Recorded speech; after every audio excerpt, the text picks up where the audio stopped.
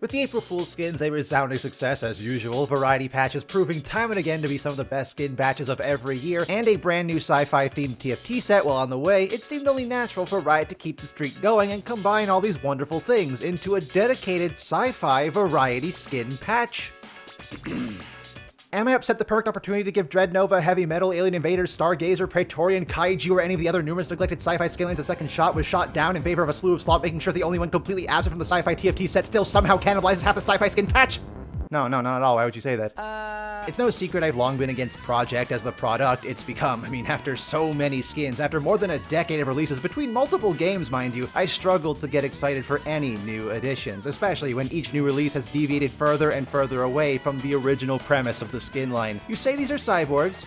I see Space Racer. You know that deep down what I'm saying is true. Of course, doesn't help that Project's return coincides with the release of yet another mythic scam skin. But, you know, maybe I'm being a bit too dismissive. Project only makes up half the new skin patch after all, with one half of that other half being Space Groove Zack. Arguably, Space Groove has fallen a bit down the same pit Project has, as the later editions range from mostly okay to just plain awful. But here, yeah, Zack still got it. A living lava lamp with a permanent stupid smile on his face, all the while every ability is just overflowing with superb sound design. The E alone, I dare you to not be charmed by it. My god, it's magnificent. I do feel it doesn't quite reach its maximum potential though, never mind the piano hands and toes being a tad confusing as to how they fit into his morphology, but if I'm being honest, it should have been a legendary. He somehow still doesn't have one yet, fits the skin line perfectly, and it would have been a wonderful opportunity to give Zack some voice lines and lore depicting him closer to that fun-loving kid he used to be, until Riot decided to retcon him into Flutter Batman. Also, he's kind of on a ticking clock for skin ideas. We're getting dangerously low on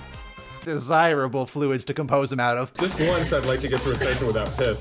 Pearl is the best chroma, 8 out of 10. Psyops Vladimir. It's actually kinda clever, I'll give him props. Vladimir's powers fit far more plausibly into this universe than most of the original Psyops cast. Looking at you, uses psychic powers to enhance her punches. That's stupid. And the designers really tried their best to work around the restraints, haha, of the model to enhance the theme. The aforementioned straitjacket motif could honestly use a bit more volume in the center to prevent it from looking like a tube, turning his enormous collar into a monitor visor thing, I don't know, like what Sona has, as an immediate way to connect the two power scaling wise, and his restrained arms making way for new arms constructed out of pure psychic energy.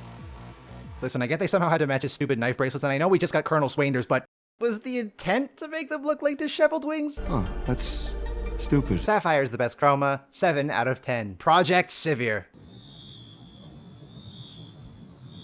I don't care! Obsidian is the best chroma, okay, no actually, but what do you want me to say though? It's Project's aesthetic on Sivir. Actually though, now that I think about it, the whole problem I've had with Project skins looking more like battle suits than cyborgs has deviated even farther here, because the jacket kind of just makes her look like she's fashioning tech wear instead. Stupid. It's about as baseline a Project skin as you can get, one that I'll struggle to remember even happened only a couple of months from now. But at least she can have solace in that she's not the worst Project skin. Don't worry Gangplank, you're still the king of crap. Good job! Obsidian is the best chroma, 4 out of 10. Project Command Line Yi. Okay, so what's changed here? Well, a new idle animation, new run animation, new autos, brand new passive proc animation on the ult, new secondary form during the ult, a recall that pits him against one of Pike's snake jobbers, and music that plays during his dance, which is kinda nice to see considering the original Project E was made before that feature became a standard for legendaries all the way back in 2015.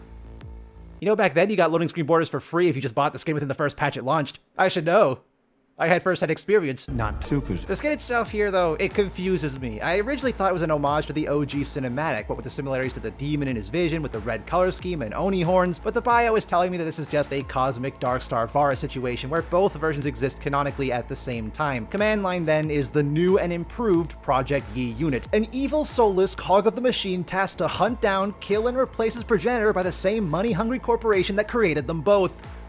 Hey kids, today's word of the day is irony and gambling. 1 out of 10. You are terrible! Sci-Fi Variety Skin Pack Bonanza gets a 6 out of 10 from me. I am a little disheartened we finally got a Variety Skin Pack unable to reach the high heights of what came before, but admittedly it was a Herculean task to follow up this year's April Fool's patch no matter what way you slice it. In any case, for what we got, it's yeah, you can tell me what you think about it down in the comments below, but personally, yeah, no more Project Forever. Please, just no more. No, I don't want it ever again. I'm sick of it. I'm sick of it. Give Kaiju one more skin, please. Just one more to its name, goddammit!